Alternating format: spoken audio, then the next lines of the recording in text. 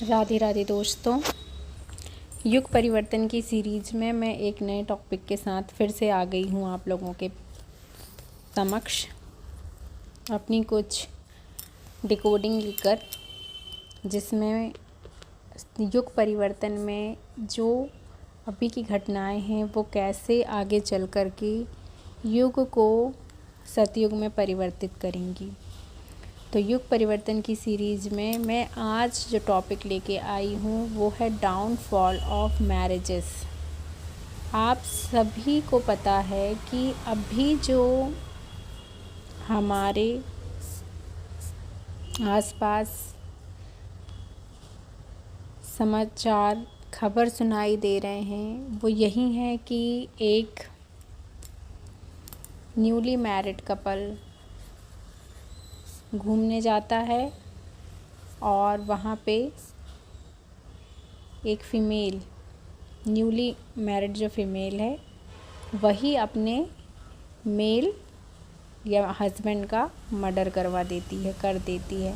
तो ऐसी घटनाओं से मतलब लोगों की तो रूह काँप जा रही है, क्योंकि पहली बार ये सब चीज़ें हो रही हैं कि एक औरत किसी को मार रही है, औरत किसी का मर्डर कर रही है। क्योंकि औरत को हमेशा हमने एक ऐसे रूप में देखा है कि वो ममतामयी है, उसमें दया है, क्षमा है, प्रेम है, साहस भी है, बट कभी भी वो इतना ज़्यादा नहीं गिरेगी कि वो किसी की हत्या तक कर दे।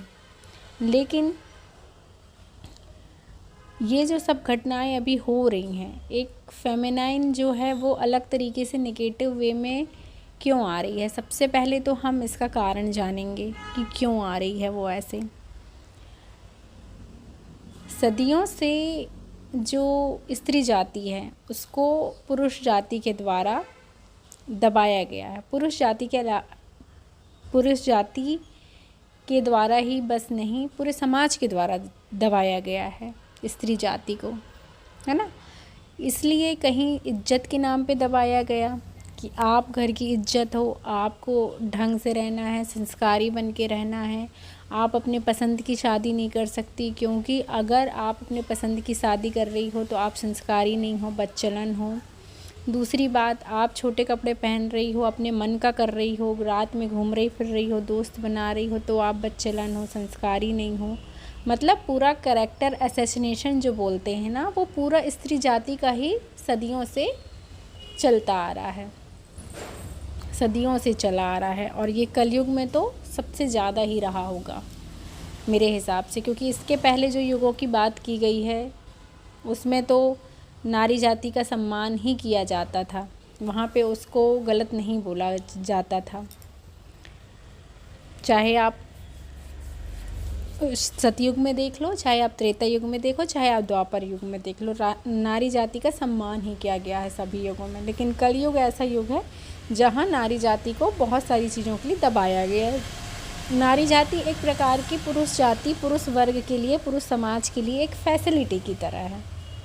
नारी जाति क्या है? एक फैसिलिटी की तरह है। जैसे उसके पास बहुत सारी उपभोग की वस्तुएं रहती हैं ना, कार, अच्छा घर, अच्छे कपड़े, वैसे ही नारी जाति उसके लिए ही उपभोग की सिर्फ एक वस्तु मात्र है। तो जब नारी जाति को इतने सालों से दबाया गया है, तो किसी भी एनर्जी को जब दबाया जाता है, कंप्रेस किया जाता है, तो फिर वो जब एनर्जी को मौका मिलता है फूटने का, है ना, तो वो बहुत विध्वंसकारी परिणाम लाती है। ऐसे ही परिणाम अभी हमको देखने के लिए मिल रहे हैं। जैसे कि एक नदी को आप बांध बनाकर रोक के रखते हैं। स्त्री जाति भी नदी के समान ही समझ लीजिए कि एक स्त्री जाति को नदी के समान रोका गया है, बांध बना के हमेशा उसके लिए बंधन बनाए गए हैं और उसको रोका गया है। और जब वो बांध टूटा है तो विनाश तो लाएगा ही लाएगा। तो कुछ तो हमारा जो समाज है, जैसा हमारा समाज फॉर्म हुआ और हमारे समाज में स्त्री जातियों को क्यों दबाया गया, है ना, हो सकता है इसके भी बहुत निगेटिव और पॉजिटिव दोनों पॉइंट हैं कि क्यों ऐसा रखा गया, क्यों दबाया गया, फिर क्यों उपभोग की वस्तु समझी गई, बहुत सारे पॉइंट हैं। लेकिन मेन पॉइंट अभी जो युग परिवर्तन के लिए वो ये है कि जो स्त्री जाति है वो बहुत बड़ा रोल प्ले करने वाली है युग परिवर्तन में, क्योंकि अब जो ऐसी घटनाएं हो रही हैं, अभी और भी होंगी ऐसी घटनाएं, नो डाउट हो भी रही हैं। अभी तो 3 4 5 सुनाई दी हैं ऐसी घटनाएं कि औरत ने अपने हस्बैंड को मार दिया या औरत ने अपने बॉयफ्रेंड को मार दिया। और इसके पहले पुरुष वर्ग द्वारा भी स्त्री जाति के ऊपर बहुत सारी चीज़ें की गई हैं, उनको तो जलाया गया, मारा गया, सदियों से हम सुनते आ रहे हैं और चल रही थी घटनाएं। लेकिन अभी अब कलयुग पीक में है या क्या बोलेंगे, इसलिए ये सब सुनाई दे रहा है कि अब नारी जाति भी अपना देख रही हैं चीज़ें, अपने क्रोध को नहीं दबा पा रही हैं, अब इसलिए सब चीज़ें निकल रही हैं। लेकिन उनके कारण सिर्फ ये रहते हैं कि स्त्री जाति को इतना दबाया जाता है कि एक तो उसके पसंद की शादी नहीं की जाती, उसको लोक लाज का डर बताया जाता है, मर्यादाएं सिखाई जाती हैं कि आप नीची जाति की व्यक्ति से बात नहीं करेंगी, आप उसको पसंद नहीं कर सकती, आप शादी नहीं कर सकती, आप अगर पैसा कम कमा रहा है उस लड़के से शादी नहीं करोगी। तो एक जो मैरिजेस है ना, उनको एक क्या स्टेटस सिंबल बना लिया गया है। मैरिजेस को स्टेटस सिंबल मान के चला जाता है कि जिस वर्ग के हम हैं उसी वर्ग से हम शादी करेंगे, जिस जाति के हम हैं उसी जाति से हम शादी करेंगे। तो एक स्टेटस सिंबल की तरह शादियों को देखा जाता है। मतलब शादी जो होनी चाहिए, एक आत्माओं का मिलन होना चाहिए, विचारों का मिलन होना चाहिए, क्योंकि शादी से हम एक नया युग लाते हैं, शादी से हम बच्चा लाते हैं, बच्चा जो भविष्य का निर्माण करेगा, जो हमारे भविष्य को बनाएगा। युगों युगों तक चीज़ें जाती हैं उस बच्चे से। तो ऐसी भावना के साथ तो शादी की ही नहीं जा रही है, शादियाँ सिर्फ स्टेटस सिंबल बन के रह गई हैं। तो अब जब ऐसे में स्टेटस सिंबल बन के रह जाएंगी शादियाँ, तो पैटर्न तो चेंज होगा ही होगा, क्योंकि सतयुग आएगा तो सतयुग ऐसे बच्चों से आएगा जो वाकई में सतयुग में रहने लायक रहेंगे।